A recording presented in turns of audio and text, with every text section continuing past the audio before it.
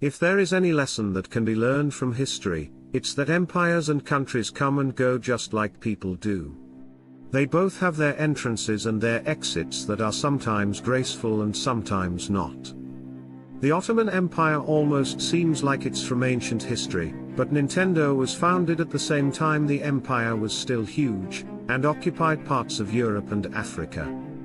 The Ottoman Empire had already been in a very long decline by this point, and finally, officially ceased to exist on 1922.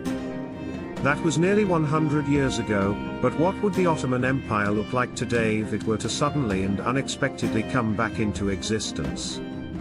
Let's imagine a hypothetical Neo-Ottoman Empire with her borders restored to what they were at the empire's territorial height back in 1683, right before the Ottomans lost the siege of Vienna against the Polish and the Habsburgs.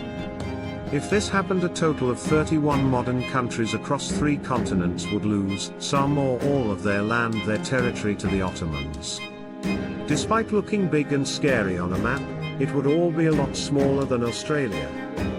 Australia apparently needs to get their act together filling up all this land though, because the Ottomans would have over 17 times their population, at around 426 million people. That makes the Neo-Ottoman Empire the 3rd largest country in the world in terms of people. Obviously staying behind the usual suspects, India and China.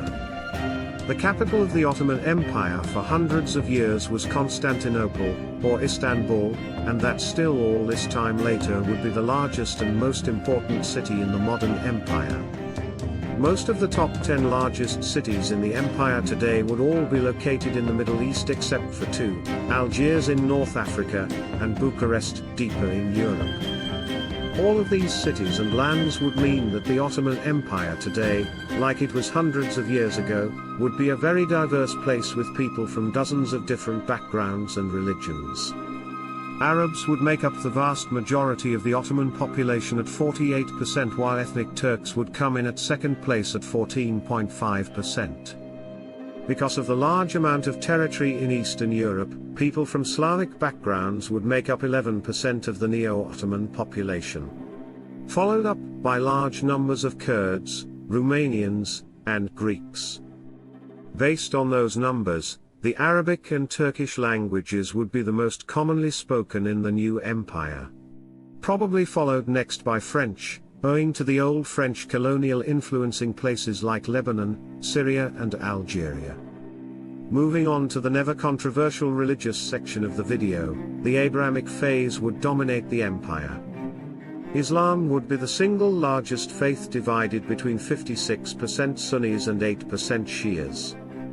Christians would make up an additional 22% and Jews another 2%, atheists and agnostics would make up 3%, while other beliefs and religions would make up the final 9%. The Ottoman economy would definitely be a powerhouse with an estimated nominal GDP of around $3,675 trillion US.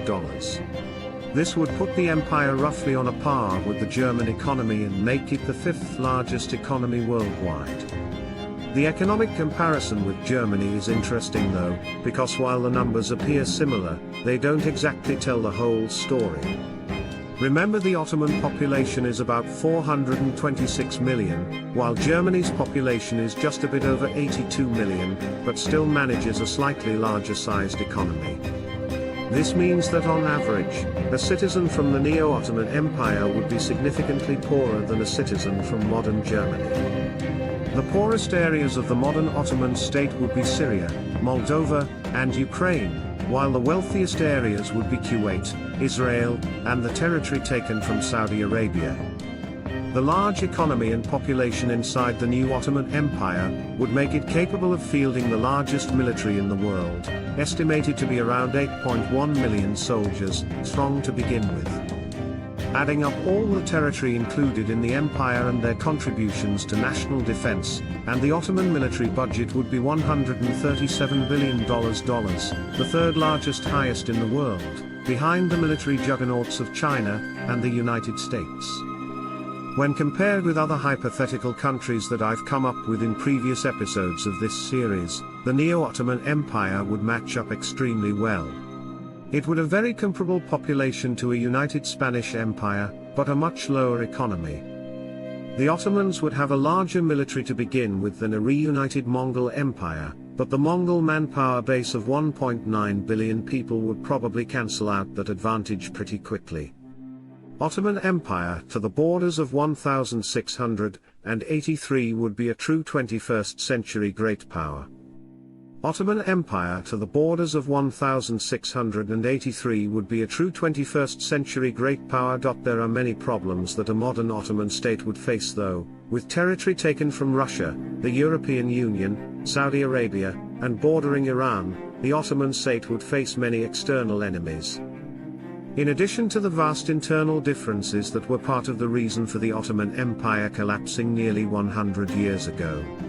Could the Ottoman Empire survive in the modern world, or would it come crashing down all over again? Well, come along with me to the next journey. Till then, please subscribe to the Learning Tribe and click the bell icon to get notified about our upcoming videos.